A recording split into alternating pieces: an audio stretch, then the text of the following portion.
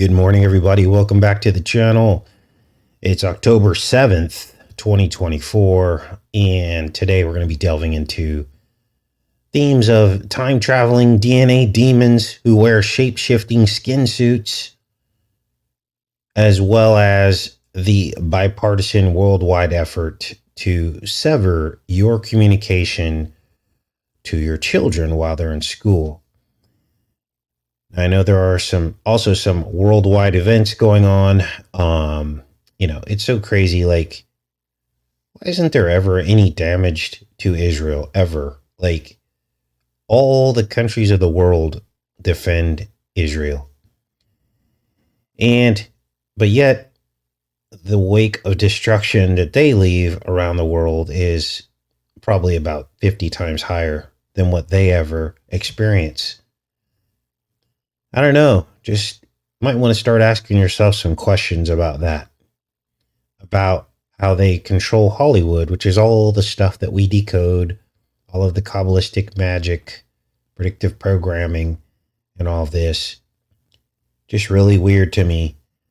As we sit here at what they want us to believe is the cusp of World War III, that Iran has fired all these missiles and not one hit any targets.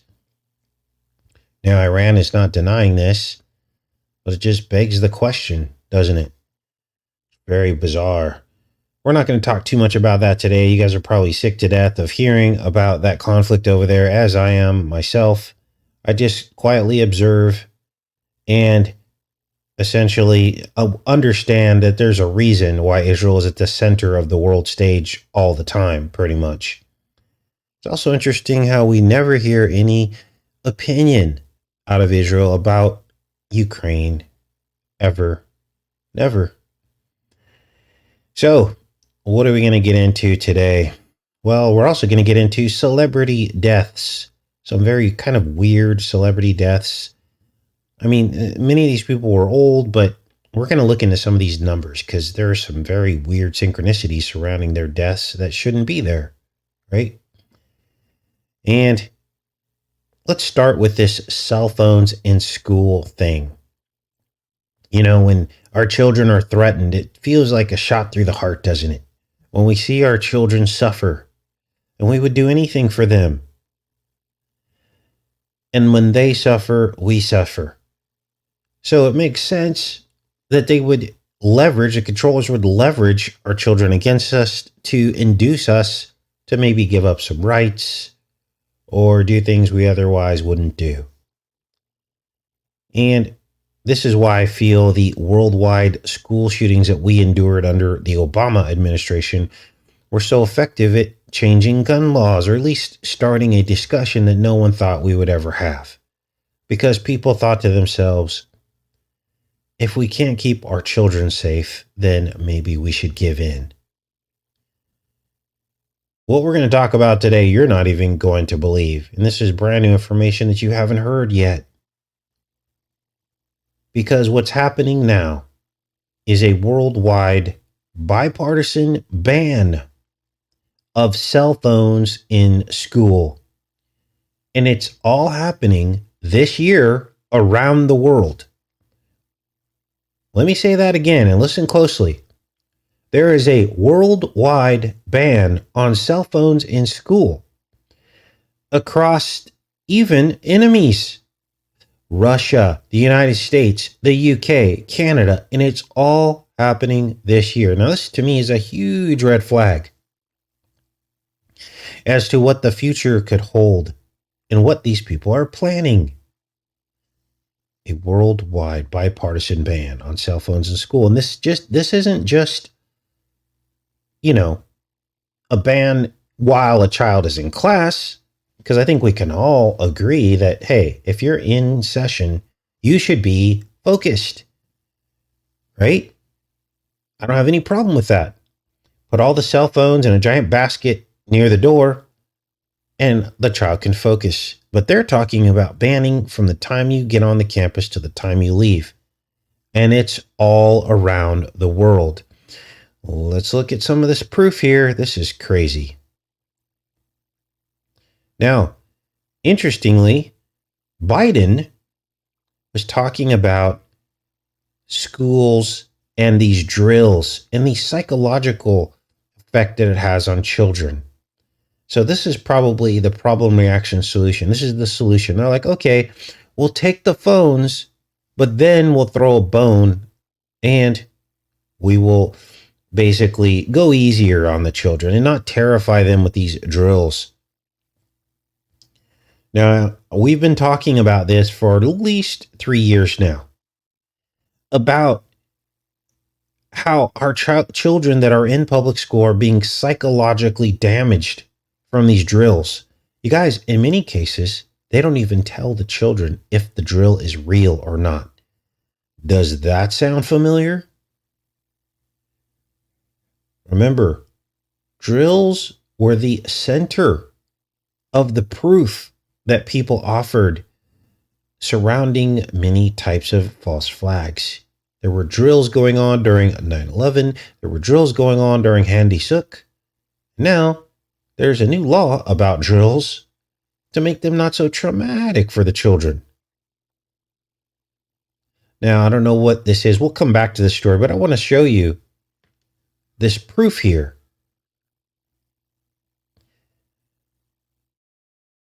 of what is going on with these cell phone bans. Schools across the U.S. restrict cell phone amid growing behavior, mental health, academic concerns. When did they ever care about that? There's something else at play here. We're up to 14 states, and all this happened in 2024. Banning cell phones in school in America. No one's really talking about this, but this is the case. Here's another article, the UK, February 2024, encourages schools to prohibit mobile phones during the school day, including at break times. New Zealand. Now, thank you to all of you. You guys are this channel. Because when we started talking about this, because we were curious, we were like, we did a poll the other day, didn't we?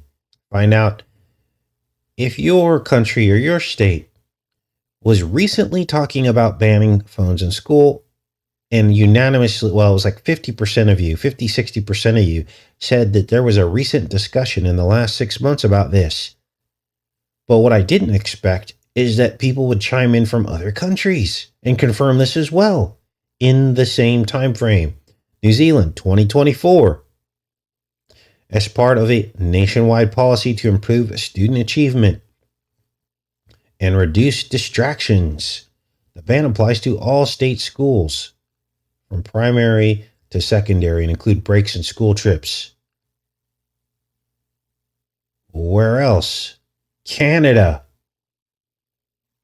Several Canadian provinces have introduced restrictions on cell phone use starting in 2024-2025.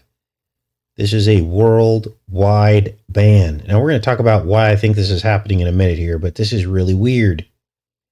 And Russia. Oh, wait a minute. Supposed to be mortal enemies. Wrong. This was at the end of 2023, so almost 2024, December 2023. Russia. Cell phones are only permitted in school classrooms in emergencies. So what is up with all this? Russian schools ban mobile phones during lessons starting September 1st. Bipartisan agenda across the world. And if this doesn't prove to you another example of a world order, I don't know what will for some people. Now, why are the right and the left getting together to ban cell phones in schools, and why now? And what does this have to do with school shootings and gun control? Well, if I had to guess, I'm thinking that during one of their operations, they must have had like a close call, right? On some level. Like someone recorded something with their phone that they knew was directly opposed to the official story. You see, cell phones are electronic testimonies. I just watched a new Equalizer movie with Denzel Washington. And in the end, Denzel's fighting off these mobsters. I think he's in Italy or Sicily or something in that Equalizer movie. And he's fighting off these mobsters, and he gets to the point where the odds are just overwhelming. And the way that he finally wins is that everybody stands up in the little village that he's in, and they all pull out their cell phones and they start recording live the mobsters killing people. The mobsters immediately stop because cell phones are damaging evidence against people who want to do bad things, aren't they? So, if the official story doesn't line up with what people are recording, that becomes a problem, doesn't it? Things like the number of shooters, or a description of the shooters, or maybe even suspicious activity surrounding a school administrator that may be in on it. Now, again, let me ask you this. Okay, let's do this, you guys. Let's do a poll here. I want to ask you guys a question. Start a poll. Okay. If you have a child in school, when they have school shooter drills, do they sometimes not know if it's, my question's too long. When they have shooter drill, oh, here we go. Do they sometimes not know if it's real? Let's do this. Make it so it all fits. Child in school, question mark. When they have school shooter drills, do they sometimes not know if it's real? Okay, that's the question. I'm going to send this off. Because they're literally psychologically damaging our children. Okay, let's let that go. Now, let's get back to what Joe Biden is doing and saying. Let's see if we can find clues about this. Prepared but not scared. Biden orders new guidance on school drills. This is September 27th, just last week. And he says need more support. Schools need more support to design active shooter drills that prepare students for emergencies without unnecessarily traumatizing them. Sounds like a good thing, right? So he signed an executive order calling for new federal guidance on the issue. Nearly every school in the country regularly conducts lockdown or active shooter drills with students. Biden noted as he signed the September 26th order at the White House. This is just recently, you guys. But those efforts can cause unnecessary anxiety for students who frequently see news reports about shootings. You all understand, many of you in here, the psychological impact that has on a child. Biden told a room full of shooting survivors, advocates for stricter gun laws. We just have to do better, and we can do better.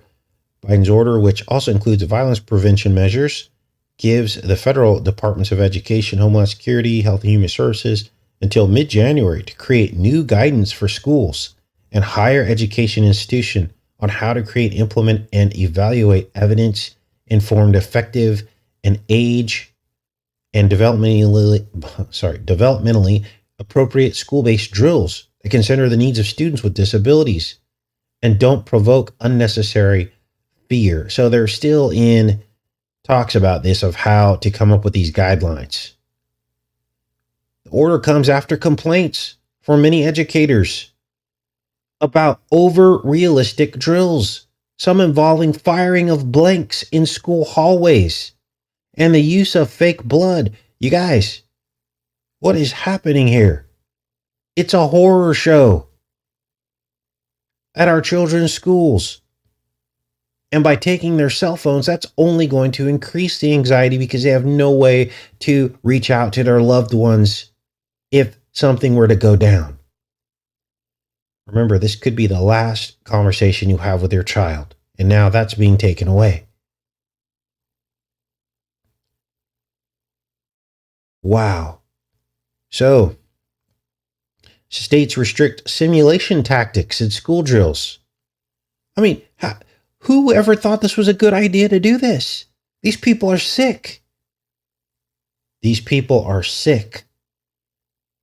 So, this sounds like problem, reaction, solution. Sounds like Biden's doing a good thing, but he's really not. And it's curious to me the timing of this as well, right? Alongside of pulling the cell phones. So they give you a bone and then they take something away. That's how it works. Oh, don't worry. You don't need to have your cell phone in school because we're going to fix the problem. Wow. Now, what else is going on? I think this is all connected. Now, I shared a story with you guys about a month or two ago.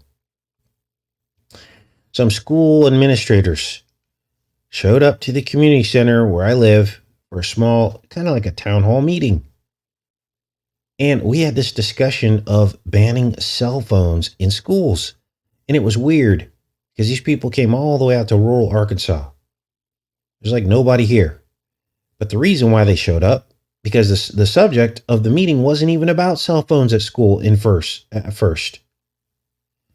It was about some weird false alarm shooting hoax that was going around.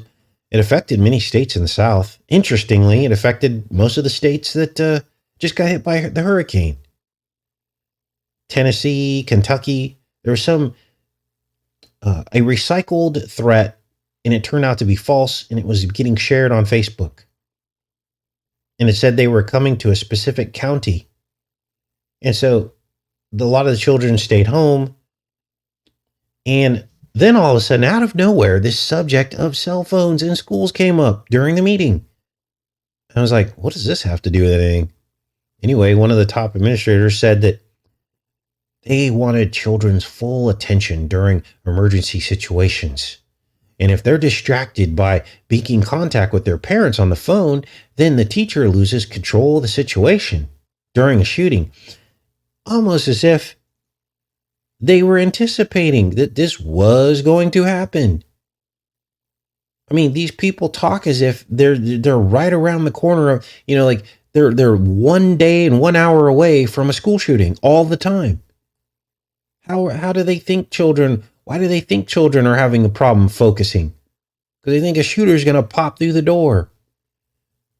I mean, I never had to deal with any of this ever through my entire education. Primary school, middle school, high school, college, never, ever anything close to this. And the first I ever heard of anything like this was Columbine. So look at where we've come to, and try to put yourself in the place of your children, of what they're experiencing. For those of you that still send your children to school. Now look at this poll. This is shocking. Many of the children believe that the polls are real. About 50%.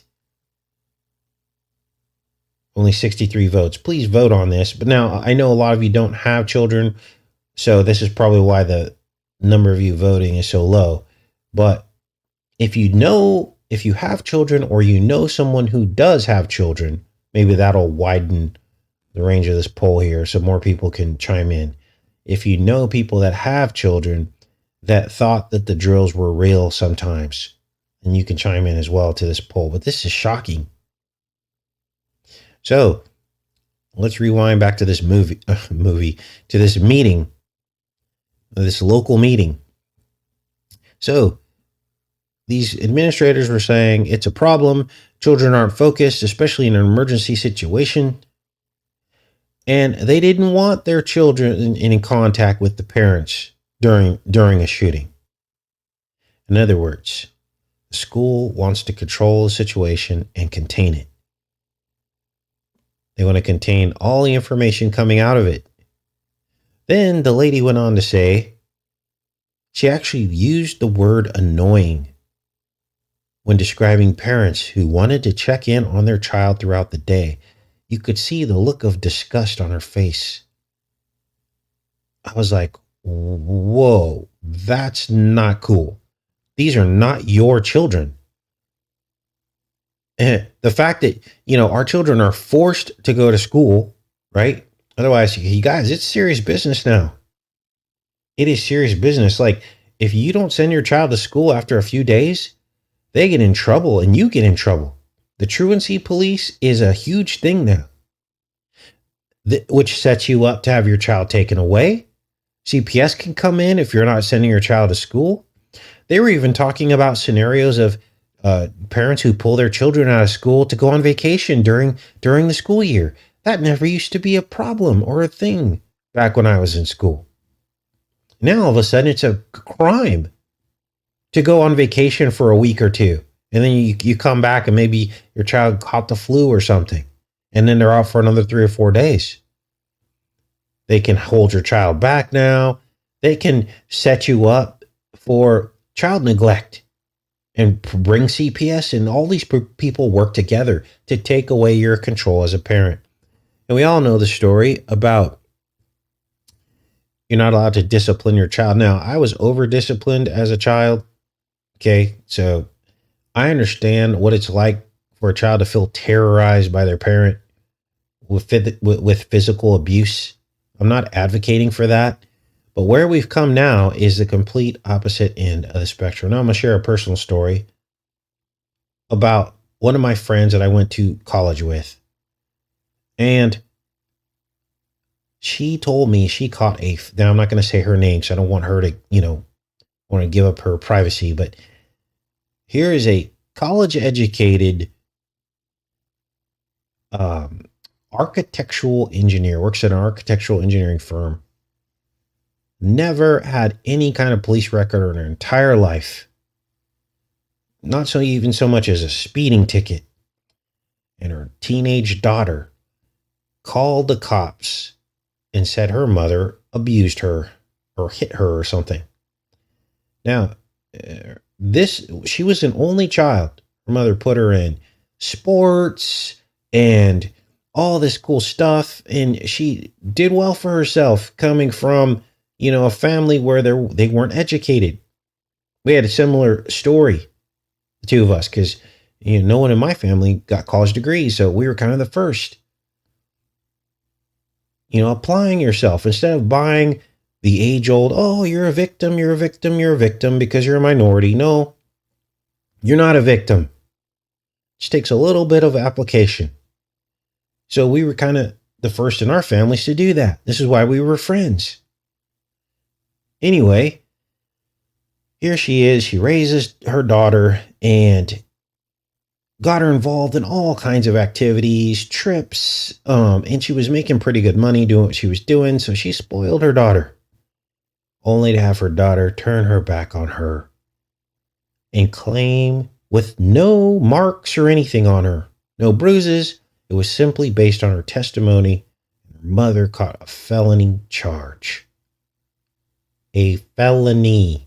Cop showed up, made a decision, took the daughter away, put her in the custody of the father, who was a deadbeat and behind on his child support payments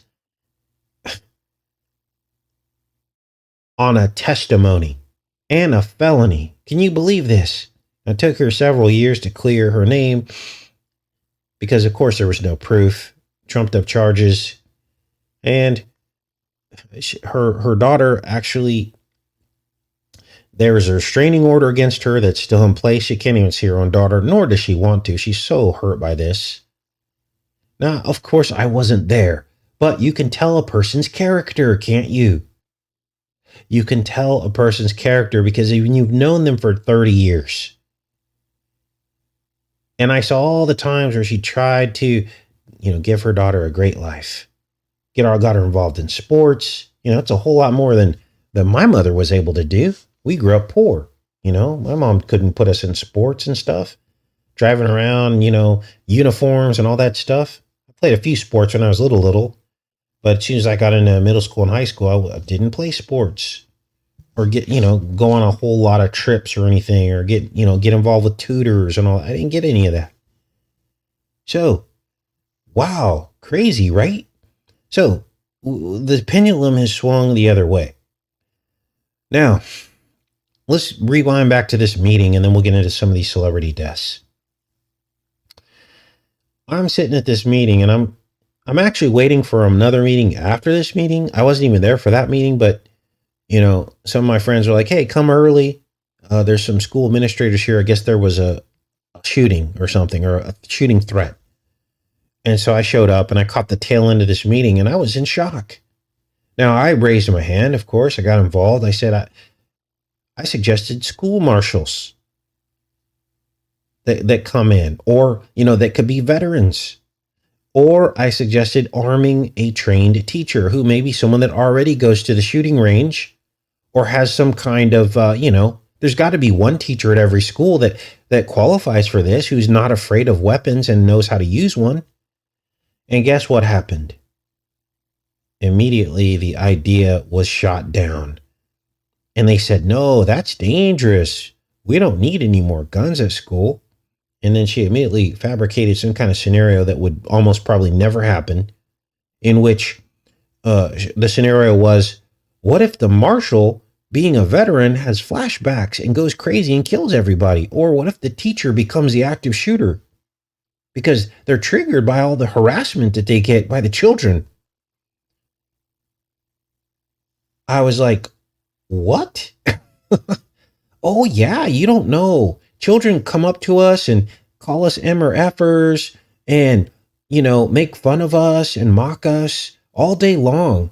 And we can't do anything about it. So you put a gun in a teacher's hand, they might use it. I was like, whoa, this meeting is getting creepy. So, first of all, if a child is being disrespectful at school, as an adult, wouldn't you just put them on detention all day and make them sit in a room? Right? Or wouldn't that be the point at which you'd maybe take away cell phone privileges for a child who's behaving that way? And that way the parent goes, you know what?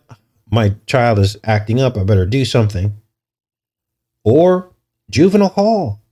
That's the way it used to be. Back when I was growing up, you went to jail as a child if you were acting like that, disrespecting teachers. But now all of a sudden, it just feels like a setup. Now, the rest of the meeting devolved into a bunch of back rubbing and accolades to each other, paired with essentially student bashing and griping about how dangerous it is to be a teacher. And I was like, whoa. And all I could think to myself was, I am so glad my children are not in school anymore, because these people have created their own echo chamber of weirdness. So, banning cell phones in school. Let's read a little bit more about this. Golly. Schools across the U.S. restrict cell phones amid growing behavior, mental health, academic concerns. High school students who started school at Kansas City's Ewing Marion Kaufman School say something new when they saw something new when they entered their classroom, a cell phone lockbox. The new policy requires all high school students to lock away their phones for the day. Students drop their mobiles into the box, which is designed for phones, and it's locked into after school hours. The restrictions were instituted after a pilot study. Wow, so locked all the way through the day. Once administrators saw the academic achievements, the decision to restrict phones came easily. Wow. So, notice how the children are being blamed, not the teachers, not the liberal agenda in schools. None of that gets blamed. Oh, it's because the children are on their cell phones. Wow. Now, if you just tuned in, this is going on all around the world. Now, what else is going on? Again, I think they are covering their tracks, controlling information, anticipating the next phase of complete control carried out through school operations, we'll call them. Can't call them flags anymore. Now, here's another possible scenario, and let me know what you guys think about this. What if this is about the signal? The signal. What am I talking about? Remember the decodes that we did on cell phone signals? Cell phone signals and injections to trigger an apocalypse of mind control. We saw this scenario play out in the movie The Kingsman. Remember? Where the cell phones mind control people and turn them into zombies. They first gave out free cell phones, just like Obama did, and then it turned people into zombies. We also watched the movie Cell, about the cell phone tower, turn everyone into zombies. And there were a couple others that we decoded. And so you have to ask yourself, what if they're going to zap the rest of us or send out a signal to the rest of us, and the only ones left unaffected would be children in school because their cell phones are locked in a box? What if the students in the schools become the control group in some kind of weird experiment because they're easily observable, right? They're all in a set place. I'm sure many of the schools have cameras now everywhere. And all of a sudden, this is about test subjects in some kind of controlled experiment. It kind of almost reminds me of the mandatory masks and how they made us do that for a while. And then all of a sudden, magically, you can't wear a mask. Now, let's read Matthew. Matthew 10:21.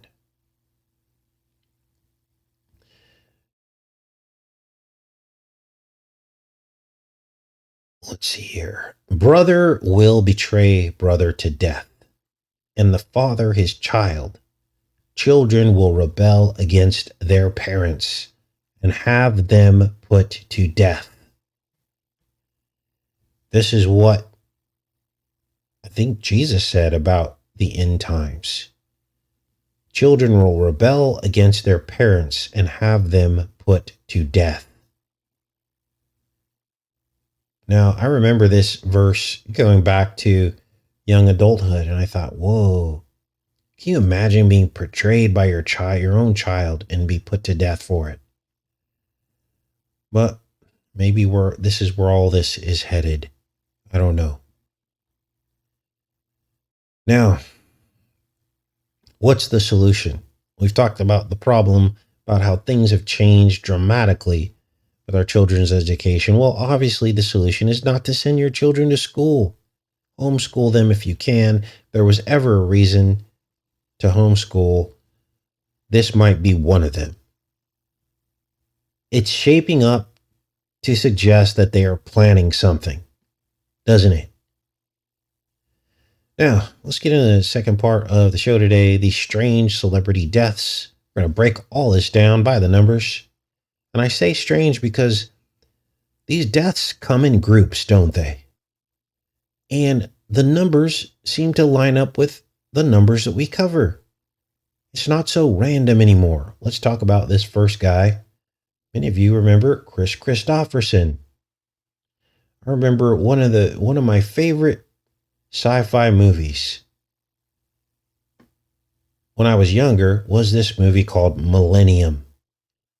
Now, this was 1989, and it starred Kris Kristofferson. This was a time travel movie. This was before The Matrix, before any of that. I guess it was after Back to the Future, but this was like a serious time travel movie. Now, why are we talking about this movie that stars Kris Kristofferson, who is now dead? Because here is the headline. He dies at 88 years old. Now, that's a ripe old age, right? So you would think that no big deal, move along, right? But no, there's a little bit more to this. Because as we've discovered, time travel is the number 88.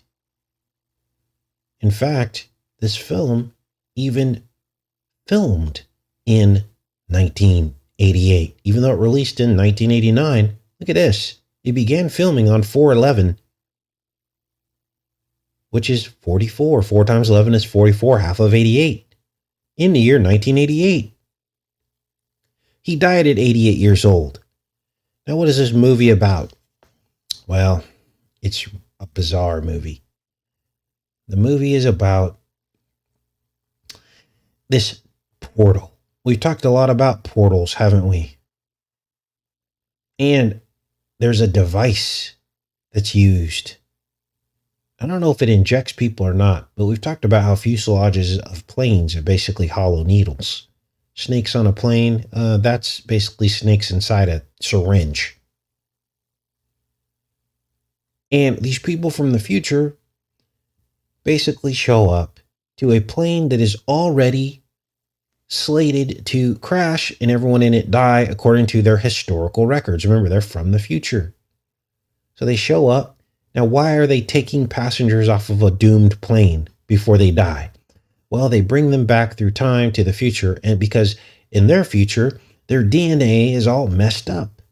And so they're trying to continue the human race in the future, in the far distant future, by stealing basically dead people or doomed to be dead.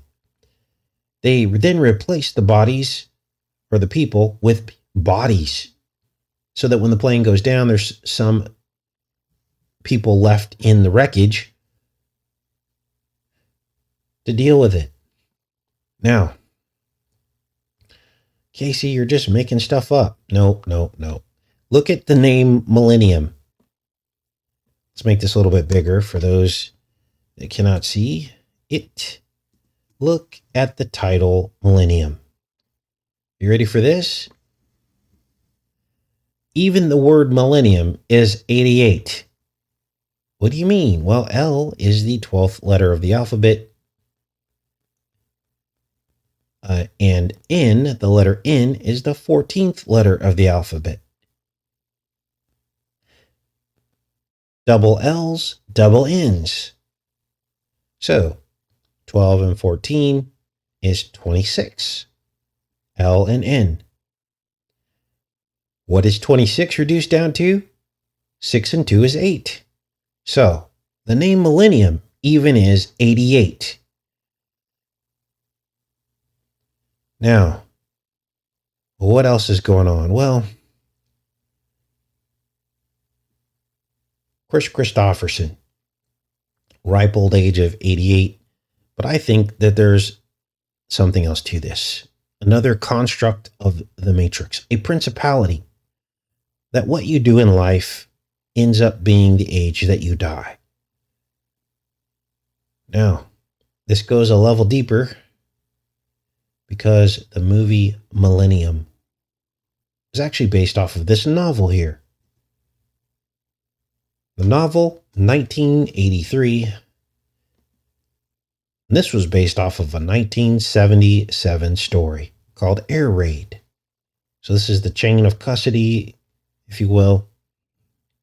And they describe this in the plot here. Let's just read this plot because this is kind of bizarre.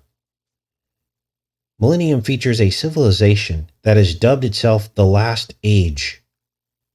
Due to millennia of warfare of every type, 19 nuclear wars alone, the Earth has been heavily polluted and humanity's gene pool irreparably damaged.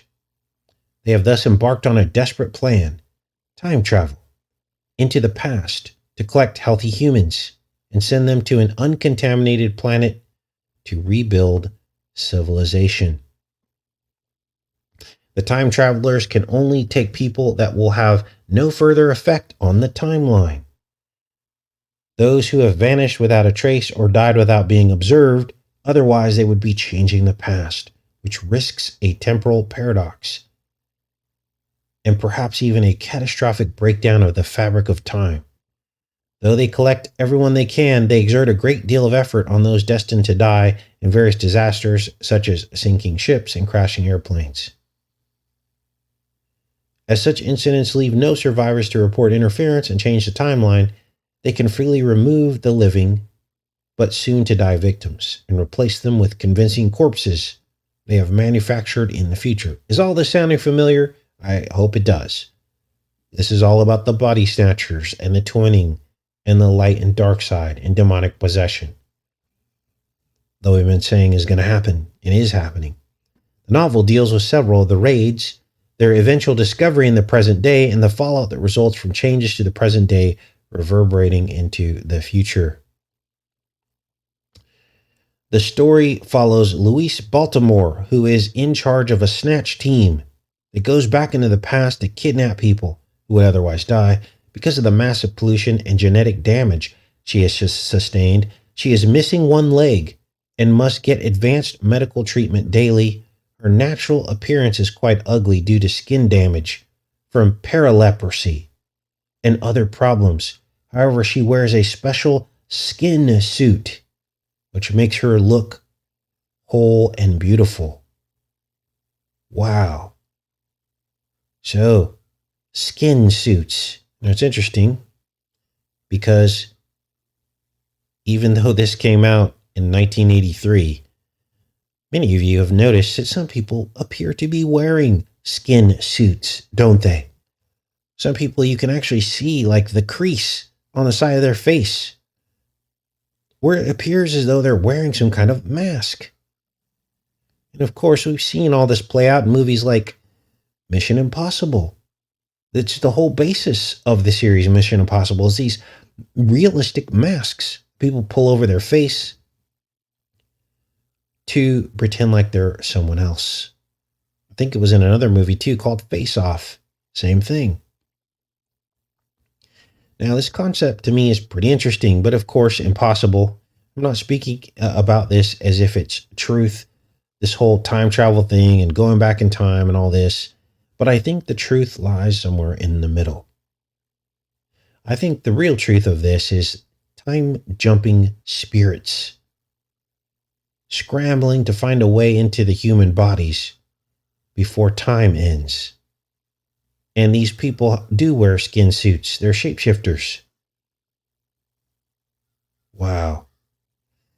Now, that's about it that I had on Chris Christopherson, dead at 88. Who else? Well, here's another bizarre death. This is much younger.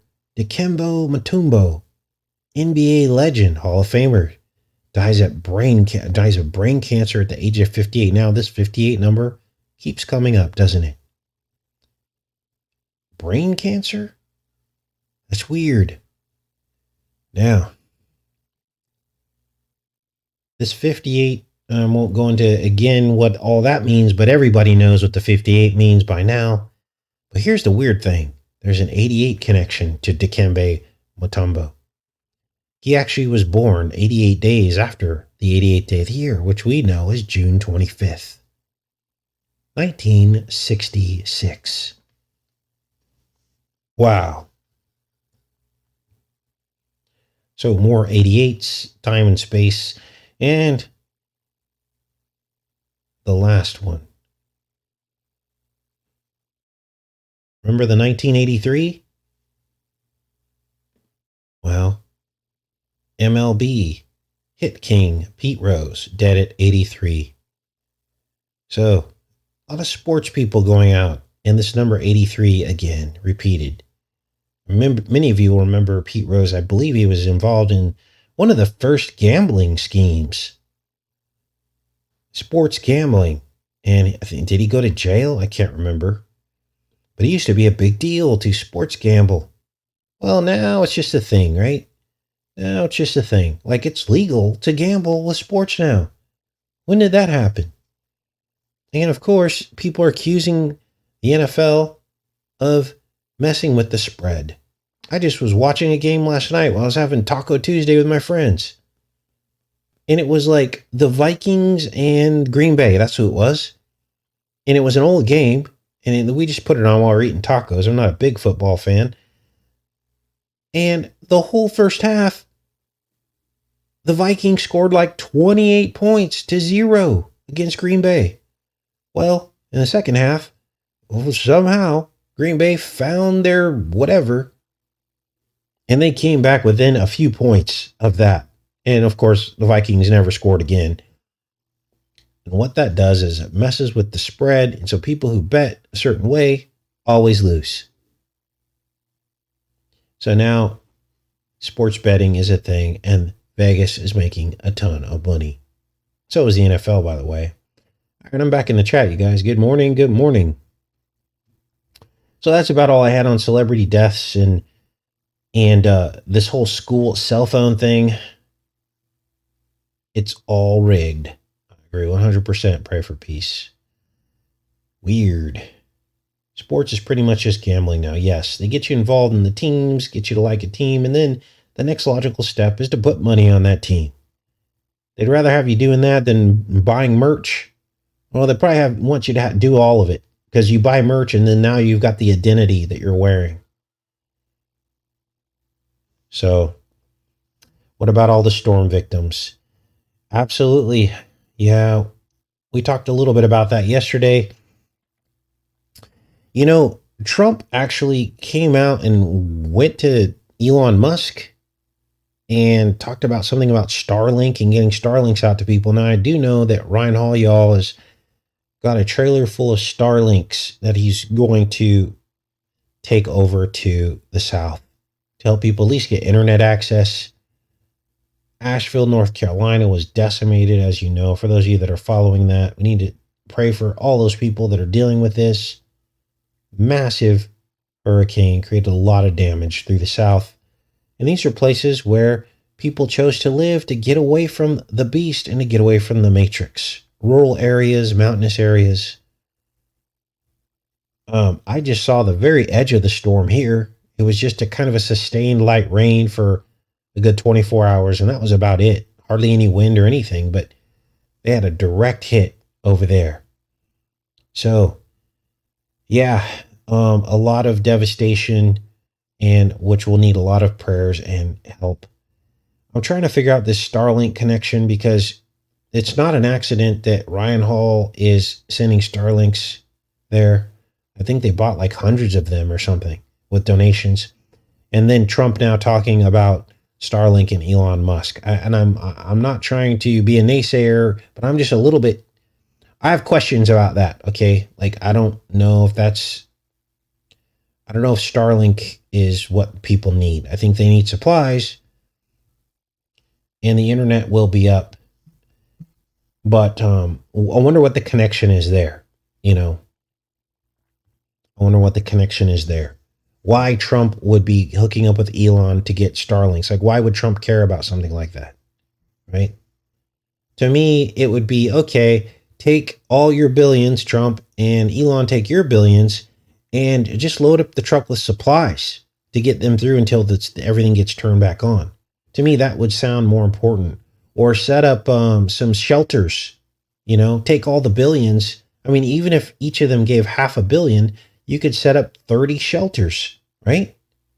You could set up like 30 shelters all around the South. And if someone's close by, you could also provide transportation to those shelters. Make the shelter nice, put it in a school gym, put partitions in there.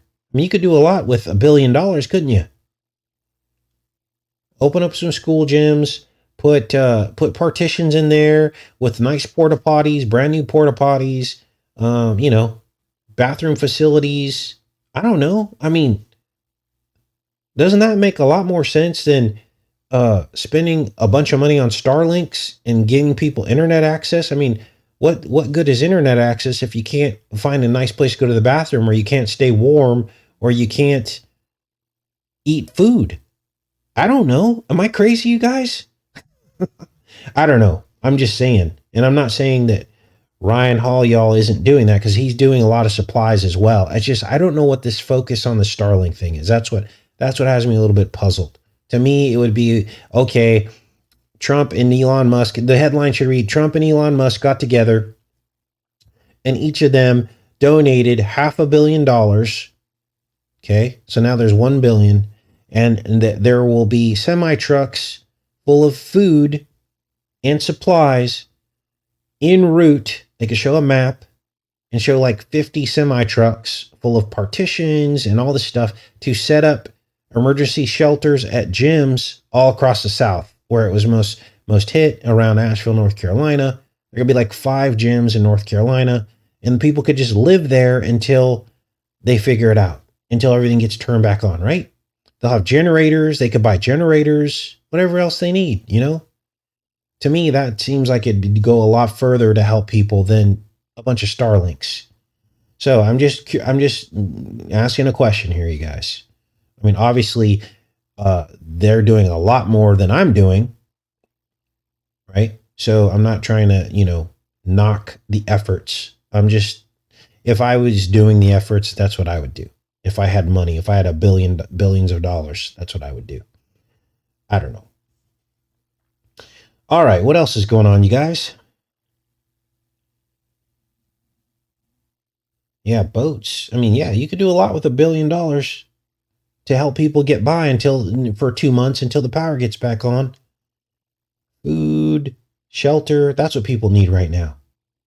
They need some hope. They need somewhere they can go and be comfortable, warm, until they can figure out their life. And then whatever's left over after these places are set up, these emergency shelters will go into a fund to help people rebuild, and they'll just divide it evenly over all the people that lost stuff. And so some people might get a $10,000 check or $20,000 to help them rebuild. Okay. All right. What else is going on, you guys? All right, you guys. Well, I guess that's about it. Thanks for hanging out, participating, and paying attention. You guys are awesome. And hopefully some of the solutions we came up today, someone will catch wind of, and maybe some of this can get talked about and spread around, and we can come up with some solutions. I want to make this a solutions-based channel, but you have to do a little complaining to come up with solutions, don't you? Real solutions. I love each and every one of you guys. Have a great rest of your day, and I'll see you guys tomorrow. Much love.